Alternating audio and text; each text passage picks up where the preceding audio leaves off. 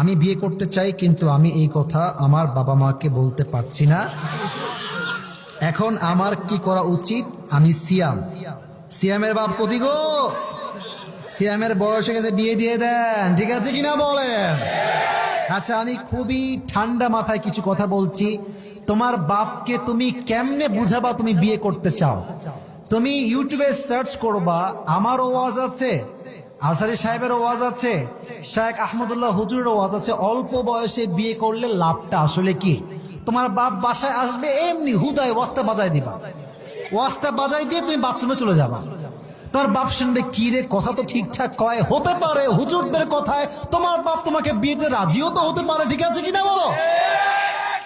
2 number, আর একটা কাজ করতে পারো। রাত বাজে 11টা, ছেলে নাই, কই রে? 12টা, তাও নাই, কই রে? 1টার সময় আসছো, কিরে তোর ফোন বন্ধ কেন রে? তুই কল দিচ্ছি, আসিস না বাসায়। তুমি বলবা, বাসায় এসে কি করবো, ভাল লাগে না তো। কথা ঠিক আছে কিনা বলো? আচ্ছা, আর একটা কাজ করতে পারো। বাসায় তোমার খাট বড় হলে বলবা, আব্বা এই খাটে আমি শুবো না। তা আব্বা বলবে, কেন রে, খাট তো সুন্দর।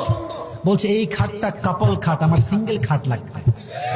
দেখ, করাত নিয়ে এসে খাটটা মাঝখানে কেটে দিবা, মানে কাটবা বলতে কাটা না, অভিনয় করবা।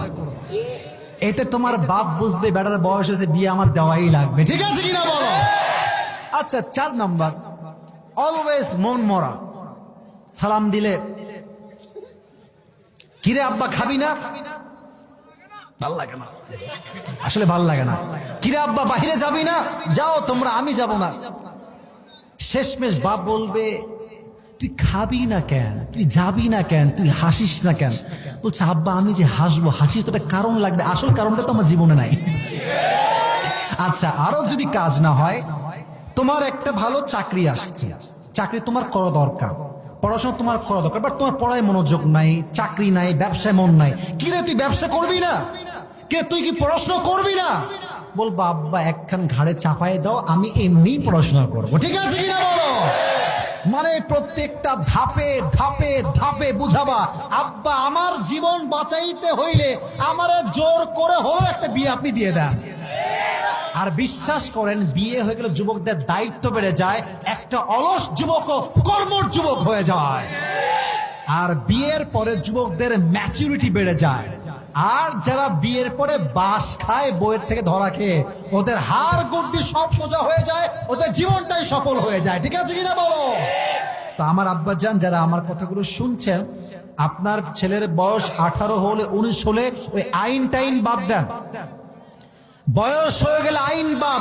আরে আমার ছেলেরা করলে আইন দিয়ে নয়, আমি আল্লাহ আদালতে ধরা খাবো যুবক ভাইরা, ঠিক আছে কিনা বলো? বয়স হয়ে গিয়েছে, সোজা বাপ মাকে বুঝাবা, বাপ মা বিয়ে দিলে না দিবে, তোমাকে প্রতিবাদ করে হলো বিয়ে করতেই হবে, ঠিক কিনা বলো? চলছে নভেম্বর, আসছে ডিসেম্বর, আসছে শীতকাল, স্লোগান হবে একটা, এই শীতকালে কম্বল নয়, ল্যাপ নয়, এই শীতকালে সিঙ্গেলদের বইয়ের দরকার। এই যুবকরা বউ ছাড়া এই শীতকাল কাটাতে চায় না। আল্লাহ বাবাদেরকে বোঝার তৌফিক দান করুক, পড়া আমিন।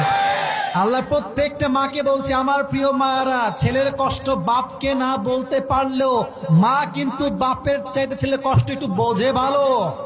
তো আম্মা জান, আপনার ছেলে বাপকে না বলতে পারলে আপনি একটু কনভিন্স করেন, আপনার একটা কনভিন্সে আপনার ছেলের চরিত্র ইমান দুইটাই ঠিক হয়ে যায়। আল্লাহ আমার এই যুবকের মনের কষ্ট দূর করে দিক। সকলেই আমরা জবান খুলে পড়ছি আমিন।